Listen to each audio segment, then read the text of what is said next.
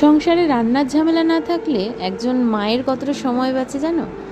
আজ দ্বাদশী, সেই উপলক্ষে ছিল আমার রান্নার ছুটি, আর সেই সুযোগে আমি সারাদিন কি করলাম সেটাই আজকে তোমাদের সাথে শেয়ার করব। আজ রান্না ছিল না, কারণ মায়ের কাছে গিয়ে সবাই মিলে গোপালের প্রসাদ খেয়ে এসেছি। তাই ভাবলাম এই সুযোগে ঘরের জমে থাকা যে কাজগুলো সেগুলো একটু সেরে ফেলি। সত্যি বলতে আমি খুব একটা অগোছালো মানুষ নই, কিন্তু মেয়ে হওয়ার পর একদম সময়ের অভাবে এগুলো করতে পারি না। তাই চাইলেও সবসময় সব কিছু সময় মতো গুছিয়ে উঠতে পারি। তাই আজকে একটু সময় পাওয়ায় আমি আলমারির সমস্ত অগোছালো জামাকাপড়গুলো নিজের মন মতো একটু গুছিয়ে ফেললাম। আর বিশ্বাস করো, আমি না একটুখানি গুছিয়ে রাখতেই সমস্ত কিছু পছন্দ করি, কিন্তু এখন সময়ের অভাবে একদম হয়ে ওঠে না।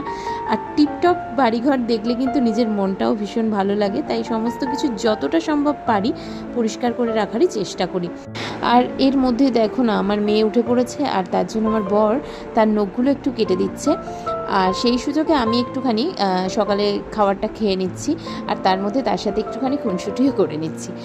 এরপর একটা জিনিস অর্ডার দেওয়া ছিল, সেই জিনিসটা কিন্তু চলে এসেছে। এটা একটু সারপ্রাইজ একটা জিনিস ছিল, যাই হোক এটা রয়েছে। এটা আমার মেয়ের অন্নপ্রাশনের জন্য কেনা হয়েছে, তাই সেই জিনিসটা একটু আমার বর দেখে জিনিসটা গুছিয়ে রাখছে। এবার হঠাৎ মনে পড়ে গেল যে আজকে তো 2 দিনের প্রায় দুধ জমে গেছে, তাই সেটা দিয়ে একটুখানি ঘরে টাটকা পনির বানিয়ে নিই। তো আমি কিন্তু একটু বেশি পছন্দ করি ঘরের বানিয়ে পনিরটা রান্না করতে, কারণ সেটা কিন্তু বাইরের কেনা পনিরের থেকে অনেকটা যেমন সুস্বাদুও হয়, সেরকম কিন্তু হেলদিও অনেকটা। আর যেহেতু আজকে অনেকটাই সময় ছিল হাতে, তাই জন্য ভাবলাম পনিরটা করে রাখলে পরের দিন কিন্তু আমার অনেকটা সময় বাঁচবে রান্নার সময়। আর এরপর বসবো আমাদের জীবনের সবথেকে স্পেশাল যে কাজ, সেই কাজে।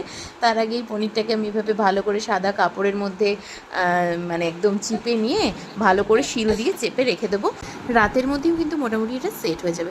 তো এরপর দেখো, মা বাবা হিসেবে আমাদের কাছে সত্যিই খুব স্পেশাল এই কাজটা।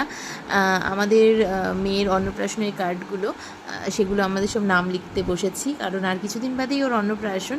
আর জানো তো, ওদের বড় মামাই ওদের জন্য একটা খুব সুন্দর খেলনা পাঠিয়েছে, যেটা আমি তোমাদেরকে দেখো একটু ভালো করে দেখাচ্ছি।